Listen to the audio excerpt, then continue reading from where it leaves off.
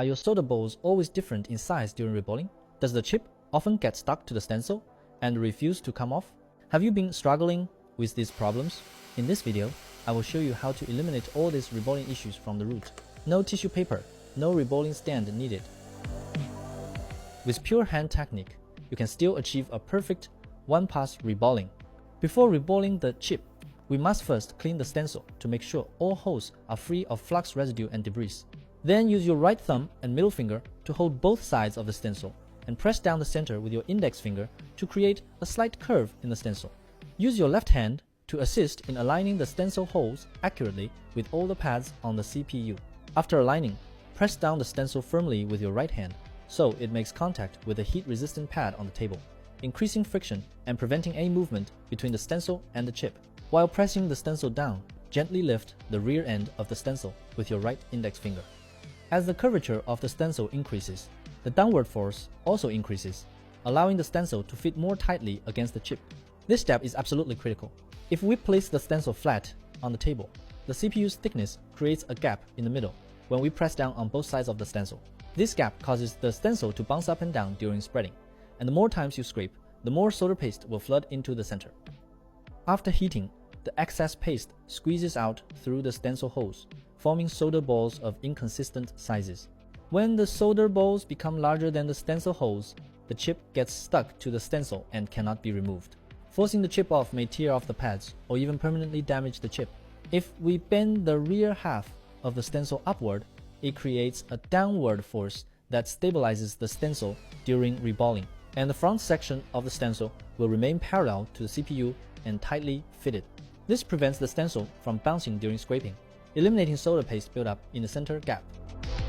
Note that on some stencils, the CPU hole area is not centered but positioned closer to one side. Therefore, before reballing, we must confirm that the chip and the stencil are aligned in the correct orientation. The rear end of the stencil must have enough space to allow easy bending during operation. If the area is too narrow, bending becomes difficult and can even cause severe deformation of the stencil. After ensuring the stencil is tightly fitted to the CPU, place your left middle finger and index finger on the front and rear ends of the stencil. The pressure applied should not be too strong. Moderate pressure allows the stencil to sit more firmly against the CPU. If the pressure on both ends is too heavy, the middle section of the stencil will be pushed upward and form an arch. When bending the stencil, make sure the rear section stays tightly fitted against the CPU. If it is not firmly attached, a gap will appear at the rear during reballing, causing the solder balls on that side to become larger. Here we are using RapidFix 183 degrees Celsius solder paste. Its silver-enhanced formula not only improves thermal and electrical conductivity, but also greatly enhances wettability and reduces oxidation. This effectively reduces the risk of weak or failing solder joints on CPUs that operate under long-term, high-temperature conditions. Before reballing, we need to use a lint-free cloth or tissue to absorb some of the flux from the solder paste to prevent it from becoming too runny. When the paste is too thin, its high fluidity causes it to spread uncontrollably during the reballing process. This makes the paste seep into areas outside the stencil holes, resulting in solder balls of uneven sizes. When spreading the solder paste, pay close attention to the angle of the scraper. As you pull it backward, gradually lower the angle and apply gentle downward pressure. This creates a smoother and more consistent motion, allowing the paste to spread evenly with wider coverage in a single pass. It reduces the need for repeated scraping and minimizes the risk of stencil shifting caused by excessive operation. After spreading the paste, use a lint-free cloth to wipe evenly across the entire stencil area. This helps distribute the solder paste more uniformly into all the stencil holes. Then use tweezers in your right hand to hold down the front and rear ends of the stencil, while your free left hand picks up the hot air gun for heating.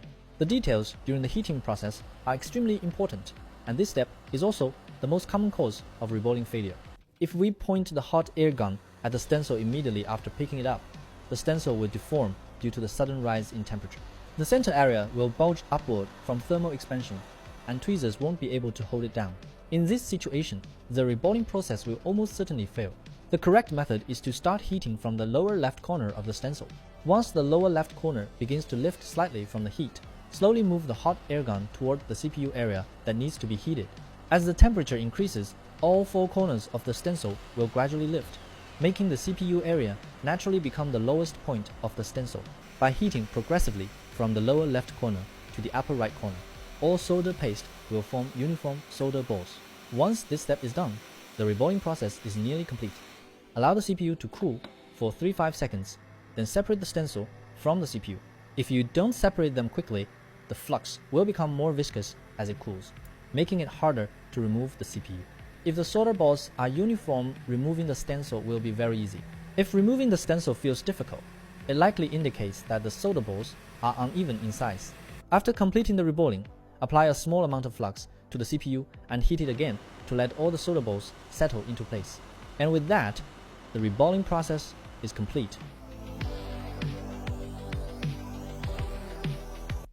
Alright, this concludes today's tutorial. If there's anything else you want to learn, feel free to let me know in the comments.